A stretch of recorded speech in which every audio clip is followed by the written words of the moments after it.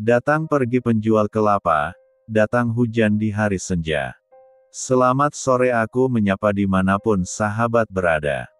Oke gas, episode 61-62. MDPT. Hanan, Sandra, jangan pergi. Baiklah, aku minta maaf. Ucap Johan saat Hanan menuntun tangan ibunya untuk meninggalkan kediaman itu.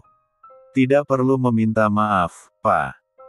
Jika kehadiran ibuku tak dihargai, maka aku tidak akan membiarkannya menjadi bodoh di hadapan pria yang selama ini dicintainya. Balas Hanan menatap marah. Hanan, apa maksudmu? Kami tidak pernah ada hubungan apa-apa sedari dulu. Kami hanya berteman sedari kecil, ucap Johan yang dibalas dengan senyum senjang oleh Hanan. Mungkin itu menurut Papa, tapi tidak dengan perasaan ibuku. Tentu saja Papa tidak pernah tahu apa yang dia pendam selama ini. Karena Papa hanya berfokus dengan cinta sejati Papa, yaitu anak konglomerat yang membuat Papa menjadi sukses. Cukup, Hanan. Jangan melibatkan Ratih dalam hal ini. Ucap Johan sedikit meninggikan suaranya. Tentu saja aku melibatkannya, karena dialah sumber dari penderitaan ibuku. Bahkan ibu rela hidup sendiri hanya untuk berharap cinta dari Papa, tapi lihatlah sekarang, bahkan saat sudah menjadi istri dari Bapak Johan Lesmana pun ibuku tidak bahagia. Cukup, Hanan. Cukup, Nak. Hentikan perdebatan ini. Potong Sandra yang tak mampu menahan sesak di dadanya. Tidak, Bu. Papa harus tahu sebesar apa rasa cinta yang ibu miliki untuk dirinya. Tidak, itu semua tidak benar, Hanan. Apa yang dikatakan papamu memang benar, kami tidak mempunyai perasaan apapun, sangkal Sandra yang membuat Hanan terkekeh kecil. Sudah cukup membohongi diri ibu sendiri selama ini. Apakah ibu tidak capek? Aku sudah tahu semuanya, Bu, jawab Hanan yang membuat mata Sandra membesar. Hanan, kamu. Ya, maafkan aku, Bu. Aku telah membaca segala coretan tinta yang ibu tuang di buku diar itu. Semua tentang Johan dan Johan. Tapi lihatlah sekarang, apakah lelaki yang selama ini ibu cintai memperlakukan ibu dengan baik? Tanya Hanan yang membuat Sandra tak mampu menahan air matanya. Sementara itu Johan hanya terpaku mendengar segala pernyataan yang dikemukakan oleh anak lelakinya. Ayo sekarang kita pulang. Alia, ayo pulang. Hanan membawa Sandra dan Alia keluar dari rumah mewah itu. Johan dan yang lainnya hanya terdiam sepi tanpa bisa mengeluarkan sepatah kata pun. Di perjalanan pulang Sandra hanya diam dengan lelehan air mata yang masih setia menetes. Ia tidak tahu harus berbuat apa saat ini. Apakah ia harus menyerah begitu saja? Tapi rasanya begitu sakit berharap balasan cinta pada orang yang tak menginginkannya. Ibu, jangan sedih. Kalau Oma sedih, nanti dedek bayinya juga ikutan sedih, ucap Alia sembari menaruh tangan ibu mertuanya di perutnya yang masih datar. Apa? Kamu H4 mil, Alia? Tanya Hanan dan ibunya hampir bersamaan. Wanita cantik itu tersenyum sembari menggaruk kepalanya yang tidak gatal. Aku belum yakin sih, tapi rasanya aku sedang H4 mil, Mas. Karena aku sudah telat beberapa minggu, jawabnya tersenyum gaje. Sandra menghapus air matanya. Dasar anak nakal, bisa-bisanya kamu memberi kami harapan yang belum pasti, ucap Sandra mengusap rambut panjang anak menantunya itu dengan kekahan kecil. Sejenak ia bisa melupakan kesedihannya. Hanan yang sedang fokus mengemudi, ia juga tersenyum gemas melihat tingkah istrinya.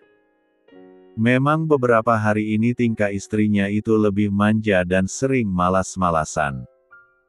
Di kediaman Pak Dirut, suasana tampak hening. Sonya dan Sela tak berani untuk menyapa sang papa. Begitu juga para suami mereka. Terlihat sekali bahwa lelaki baya itu sedang gusar. Johan tak menyentuh makanan yang ada di meja makan. Ia segera beranjak meninggalkan anak-anaknya di sana. Hatinya menjadi entah saat mendengar segala ungkapan perasaan Sandra, walaupun kata-kata itu dilontarkan dari mulut putranya sendiri. Tapi, Sandra tak membantah saat Hanan mengatakan sejujurnya. Apakah benar Sandra sudah memiliki perasaan sejak lama? Entahlah, kepala lelaki baya itu mendadak berdenyut memikirkan masalah yang ada. Sudah beberapa hari berdiam diri di rumah, pagi ini Sandra sudah kembali bersiap untuk tugas. Wanita itu berusaha untuk mendengarkan segala nasihat putranya. Ia harus bisa mengendalikan perasaannya yang tak bertuan itu. Pagi, sapanya pada anak dan menantunya. Pagi kembali, Bu. Wah, pagi ini ibu terlihat cantik sekali, seru Alia. Ibu mau kemana? Tanya Hanan sembari memperhatikan penampilan sang ibu sudah rapi dan cantik. Ibu mau ke RS. Sepertinya sudah cukup untuk memikirkan ucapanmu, jawab Sandra sembari menduduki sebuah kursi yang berhadapan dengan putranya. Benarkah? Apa keputusan ibu? Tanya Hanan pada sang ibu. Seperti katamu, ibu akan mengabaikan hal yang membuat hati ibu sakit. Tenanglah, ibu akan baik-baik saja, jawabnya dengan yakin. Ibu yakin. Ibu tidak akan membohongi perasaan ibu sendiri, kan? Tanya Hanan kurang yakin. Ibu yakin, Nak. Ibu akan buktikan bahwa ibu bisa untuk menghapus perasaan ini. Sekarang prioritas ibu hanya kamu dan Alia. Tapi, jangan meminta ibu untuk mengabaikan adik-adikmu. Ingatlah, Hanan. D4 rah lebih kental daripada air. Ini hanya tentang perasaan ibu yang tak terbalaskan, tetapi kamu tidak boleh membenci ayah dan adik-adikmu. Sampai kapanpun kalian adalah saudara, nasihat Sandra pada anaknya. Hanan menghela nafas dalam. Baiklah, tapi ibu harus janji padaku untuk tidak menyiksa batin ibu lagi. Aku akan mencarikan ibu seorang lelaki tampan dan yang baik, ucapnya yang membuat Sandra gemas. Wanita itu terkekeh geli mendengarnya, lalu mengusap kepala putranya. Dasar anak nakal. Untuk saat ini ibu tidak butuh siapapun. Ibu akan fokus dengan pekerjaan dan menimang cucu, itu pun jika benar Alia sedang hamil, jawab Sandra. Ibu, ayolah. Jangan terlalu berharap, kemarin aku hanya bercanda untuk menghibur ibu saja, sambung Alia tampak cemas. Hahaha. Kenapa wajahmu melas begitu? Tenanglah, feeling seorang ibu itu tidak pernah salah. Nanti minta suamimu memeriksa agar apa yang ibu sangkakan menjadi nyata, ucap Sandra yang membuat Hanan dan Alia saling pandang. Benarkah? Dari mana ibu tahu? Aku saja yang dok 3R kandungan tidak begitu peka, timpal Hanan. Hanan, ibu dulu saat H4 mil kamu persis seperti Alia. Ibu tidak merasakan apapun, ibu suka makan dan ngemil. Dan ibu juga suka sekali tidur. Lihatlah tibu Alia sudah semakin berisi, jelas Sandra. Semoga saja apa yang kita harapkan menjadi kenyataan. Kalau tidak, aku akan berusaha lebih giat lagi, ujar lelaki itu yang mendapat cubitan kecil dari sang istri. Apaan sih kamu ngomong begitu sama ibu? Ucap Alia begitu geram. Au, sakit, dek. Nyubitnya semangat banget. Pria itu meringis menahan perih akibat belayan halus yang diberikan Alia. Sandra hanya terkekeh. Sudah, ayo kita sarapan.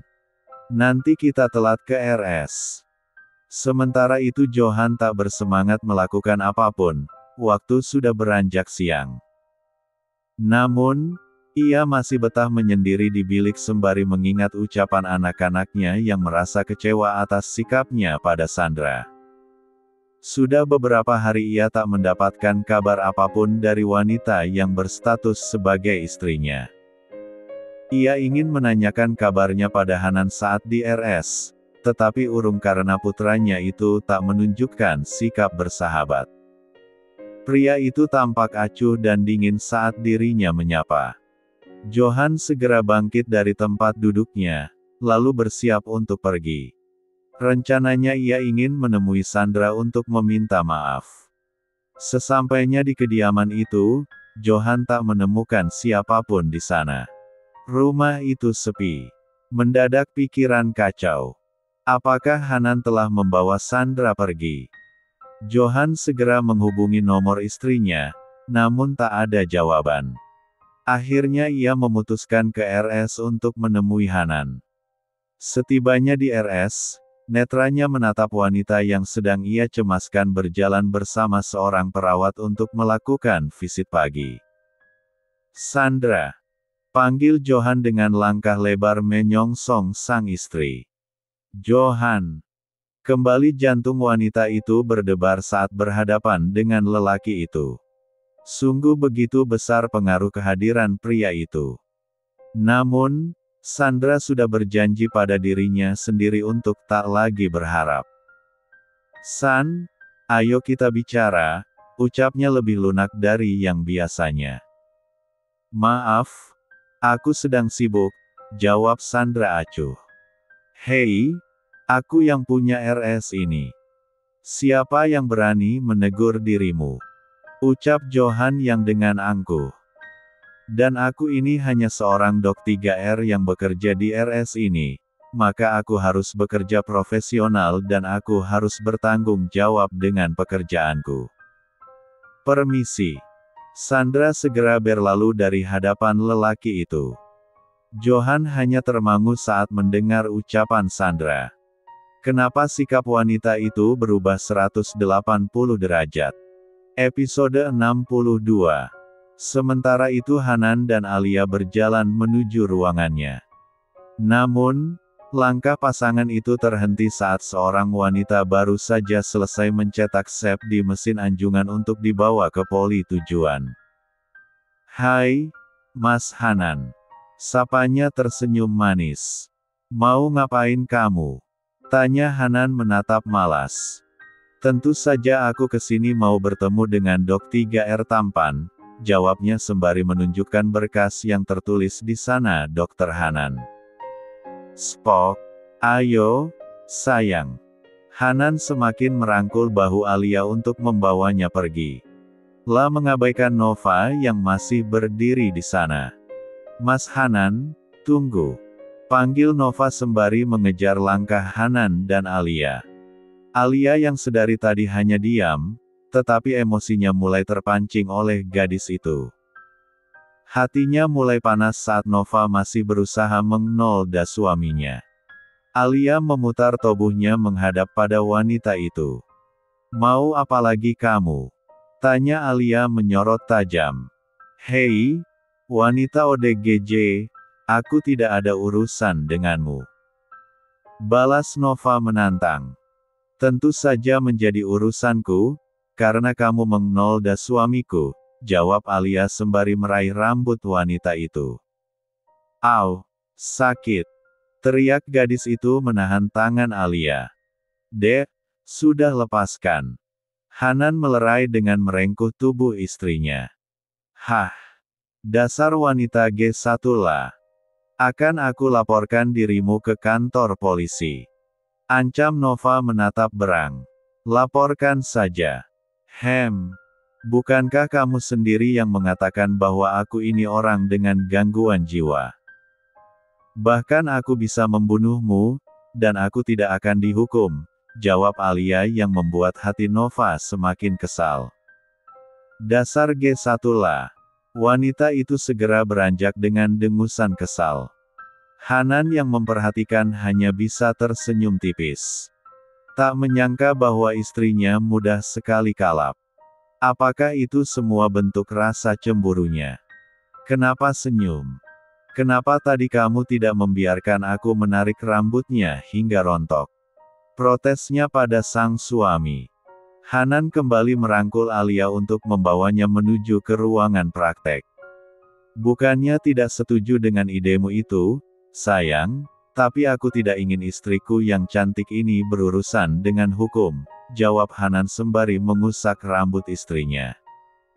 Bukankah dia sendiri yang mengatakan aku ini ODGJ, jadi biarkan saja. Jangan ngaco kamu, Dek. Kamu kira para polisi percaya begitu saja? Emangnya tidak ada serangkaian tes untuk membenarkan ucapan itu? Kamu tidak sedang membela wanita itu, kan? Tanya Alia menatap curiga.